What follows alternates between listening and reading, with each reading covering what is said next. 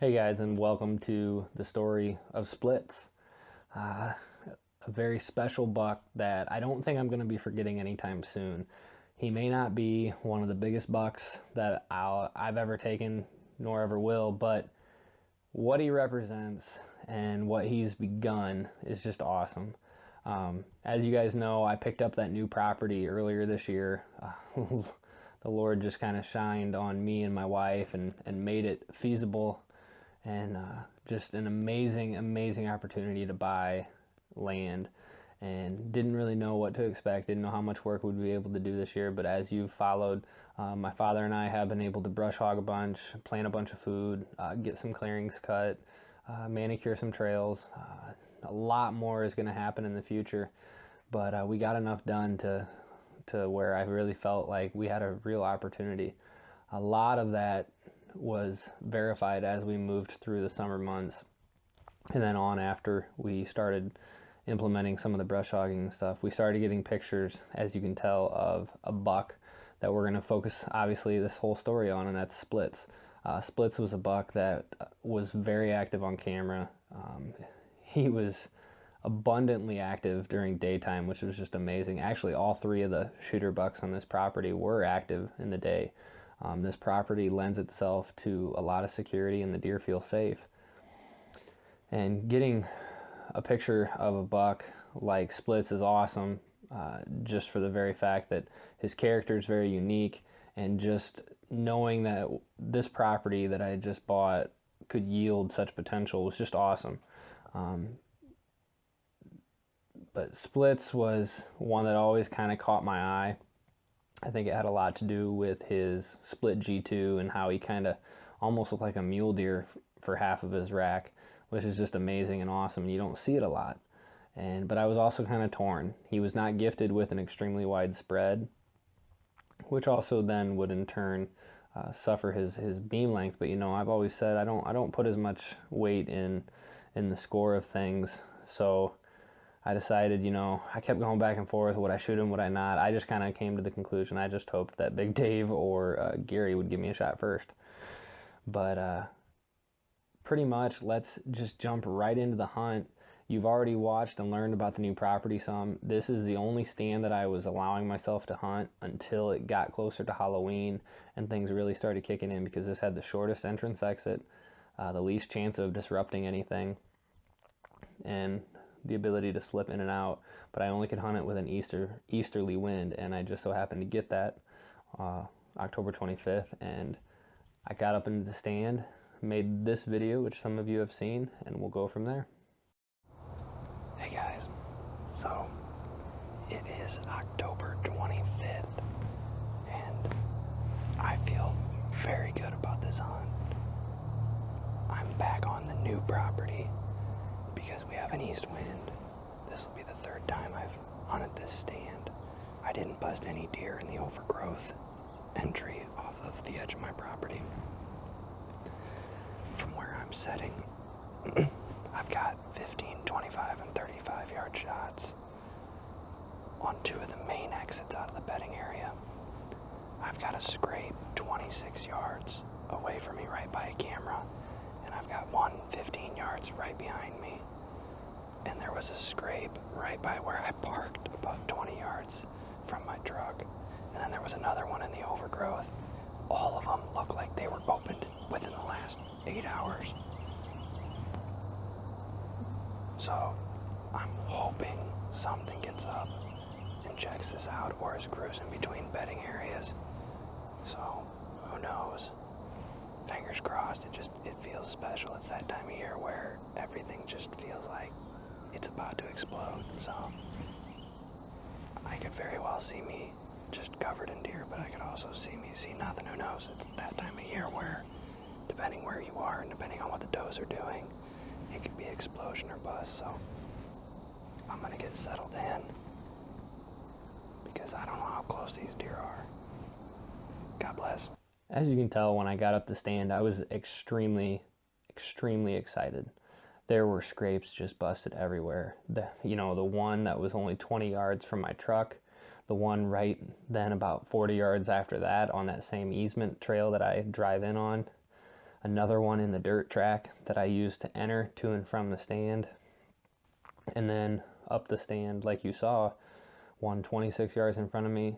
I have another one directly behind me that I can't see. It's about 10 yards behind me. I'm almost on top of it, but it's so thick in between me and it, there's no way I can see what's working it, which actually becomes a factor in the hunt. And then I have one kind of quartering to my left rear, over my left shoulder, that splits actually comes, and I watch him hit it, and I watch him hit it actually again. But I'm kind of getting ahead of myself. I got up the stand, everything felt great, and I didn't see anything like normal. I had yet to see a deer on this stand or on the new property while hunting ever. I had jumped some deer walking in, but on stand I had not seen a live deer at the new property yet. And this being the third hunt, that was getting a little discouraging, but I had only hunted 2 evenings, so I haven't put a lot of time on stand.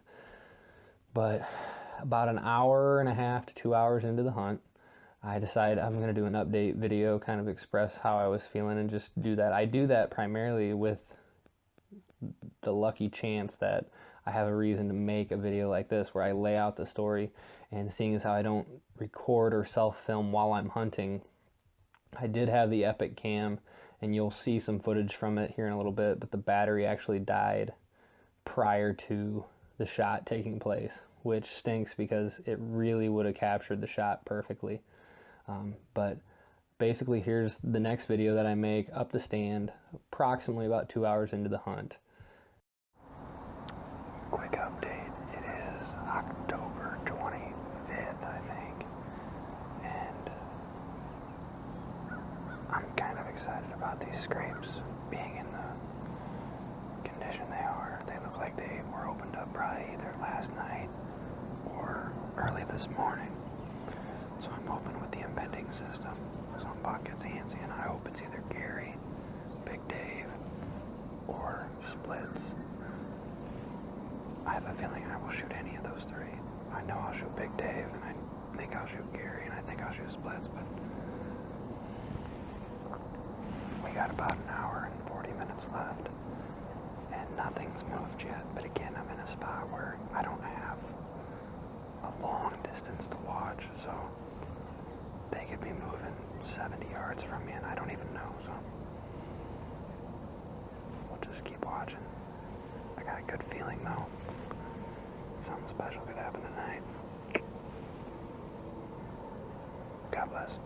About, I'd say, 50 minutes until legal light would be up, you know, still tons of light, I decided to do something that I personally am not a fan of. I don't advocate for it, and typically I will always default to not doing this. But for some reason, I had a really good thought that maybe after I made that video, I heard something moving behind me. And I had rabbits and squirrels moving and a groundhog moving through the brush all the time. And I kind of thought it was that, but there was at one point where it kind of sounded like something in the distance was making a scrape. I had sat for a while to see if something would come out, and nothing had. So I was like, you know what? What do I have to lose? I'm going to grab my doe bleat, and I'm going to very, very, very softly bleat. I proceed to bleat twice, once to the south towards the fallow bedding area on my property, and then once to the north towards the edge of my property and on into an area where I suspect they may bed. Now remember, I have a northeast wind, so either direction they come from, I'm safe. If they come from direct north, I have no problem scent-wise. If they come from the south, I definitely don't have scent-wise, because I don't have any scent issue, because it's blowing northeast, it's going to cross them, and I'm going to be fine. I put the doe bleat down, and then I proceed to pick up the messenger call, which I have shared with you guys how much I love this thing. First year actually being able to use it,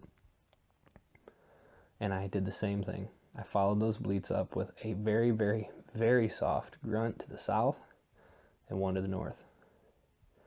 And wouldn't you know, not 5 minutes passed, and the gait of a deer coming directly behind me. And this is where it gets interesting. And as I'm talking, you're going to see some video and pictures, and also some Epic Cam footage of how Splits actually opens up the scrape behind me and then sticks his head out, and I can see him through the brush directly behind me. He proceeds to walk out, work a scrape where I take the picture and the short video through the leaves of him at. He works that scrape, and then he decides he's going to head north. He's going right back up into the woods, not up the trail that he just came from, but more to my like northeast. And I'm like, great, there goes my chance. I'm not going to be able to get a shot. I'm not even going to be able to decide. The whole time during the like 4 or 5 minute stretch of that whole thing that played out, I wasn't sure if I was going to shoot or not, but now I'm thinking, well, man, I would have liked to have the opportunity to make the decision. So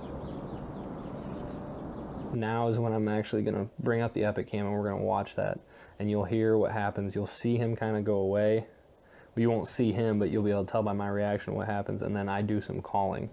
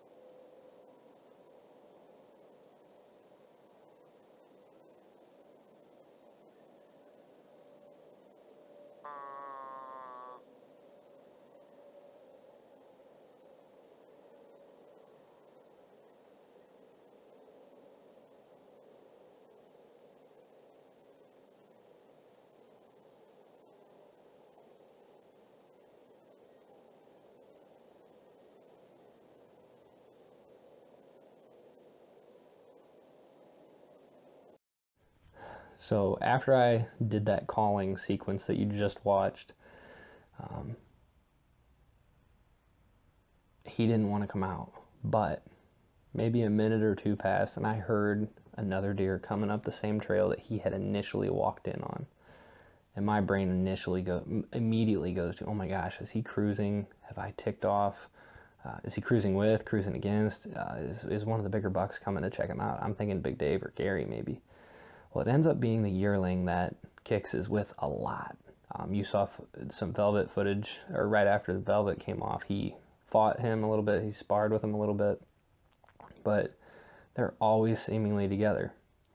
And he popped out, worked the scrape behind me, worked the scrape that Splits had just worked, and then proceeded to eat some and walk away from me east of those little islands of brush and stuff that you saw in front of the stand. And next thing I know, I catch movement, and here comes Splits. He's coming back. Splits proceeds to hit that scrape again that I had footage of him moving through the brush that you had already seen. He reworked that because it was like he was mad that that yearling had overworked what he had just worked, so he worked it again, and rather aggressively. I did not get that on film, unfortunately. And then he proceeded to just feed on the chicory. He was going to work his way south. He was comfortable, calm, flicking his tail. He had no care in the world. I watched him feed for at least 5 minutes. It felt like a half hour. And I even captured some footage of him doing so. And then the moment of truth came. I decided I'm going to take the shot. I can't pass up this opportunity. And I decided I was going to shoot. So I tucked the camera or the phone in my pocket and attempted to turn the Epic Cam on, but unfortunately it wouldn't turn on. And I couldn't get the light to work, And the trail cam pictures that you're seeing popped up now, or this video, is actually moments prior to me releasing an arrow. The yearling buck started to work that scrape 26 yards out in front of me. And he was actually working it when I shot. I'm ashamed to say that it was not a good shot. My first arrow, he was standing at 17 yards. I thought he was standing at 22. I had 2 little saplings that I had gauged and roughly estimated back from it. Well, I had picked the wrong one. Needless to say, I used my 25-yard pin thinking he was at 22, 23, and it wasn't going to make a huge difference. Remember, I'm kind of low in the tree, so I thought the angle would be good. I squeezed it off, and it hit him high. He dropped like a rock, and instincts took over at that point.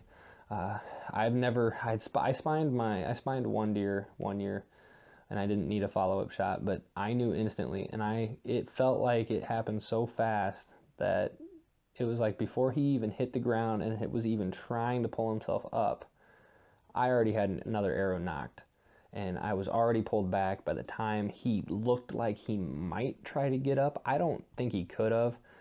He was quartering to me. I put it right on the shoulder, basically, or tried to tuck it right inside the shoulder that I was aiming at, and it did. It missed that shoulder by just half an inch to an inch. It went right where I was aiming. This time I used my 15-yard pin, and it went through, and I heard it slam into that opposite shoulder, and he basically was able to instinctively, or just, muscle spasm, crawl 5 yards to that tree where that camera was and die. So shot him at 17, 18 yards, died at 26, and it was over, and he was down. Well, sorry.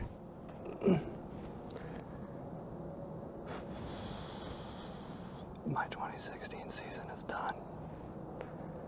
As far as bucks go.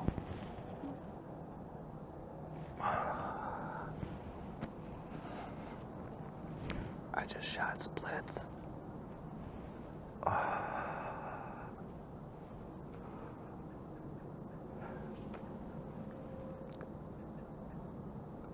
couldn't pass it up. There are so many things that can go wrong in a season, and God shined his light on me tonight. Blessed me with a deer. One that I can be proud of. And he came in. Sorry if I'm shaking. He came in behind me to a call. I did a doe call, and then I used that messenger call. And he walked in right behind me. Not 12 yards, worked a scrape, and then went up into some woods. And then the little buck that he runs around with came with him. And came down and fed in front of me. I took some pictures and even video. But he started feeding, and sorry, my dad called. So he came back out and around and was eating on the chicory, and the longer he stood there, the more I knew.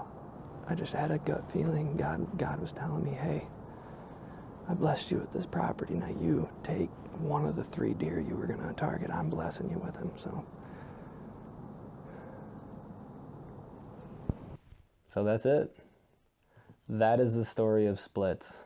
A lot of years of work, a lot of years of saving, and a lot of praying led to the purchase of this property. I had all but given up hope of ever being able to afford ground, especially in our area, and let alone ground that appears to, until more development happens, to have some serious potential for me and my father to hopefully drop some bigger bucks and continue to. He's an awesome buck. Like I said earlier in the video, he may not score the highest out of all my bucks. I've got probably 3 or 4 or 5 that are bigger than him, but in the end, he is very, very, very, very much so priceless. Very first buck off of my property, and that is very cool to be able to say. So my job now for 2016 shifts over to my main goal and primary focus is trying to get Pops, one of the bigger bucks that we have on camera, another one of our hit listers. We've got quite a few of them, 2 at the new property, a couple at the homestead, and then 2 or 3 at the swamp property. So that's my main goal. with his back acting up and surgery scheduled for November 14th. I don't know how much hunting he'll be able to do before then, but we'll see what happens. I'll keep bringing you guys updates. I'll keep letting you know what's moving on our property, what I'm seeing, and hopefully what Pops does.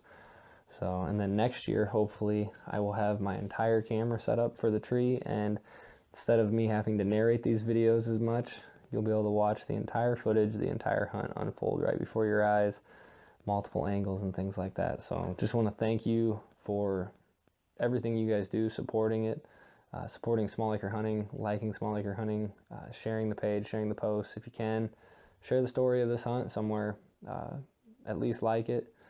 Do what you can. If you see it on Facebook or go to the website, share it with somebody.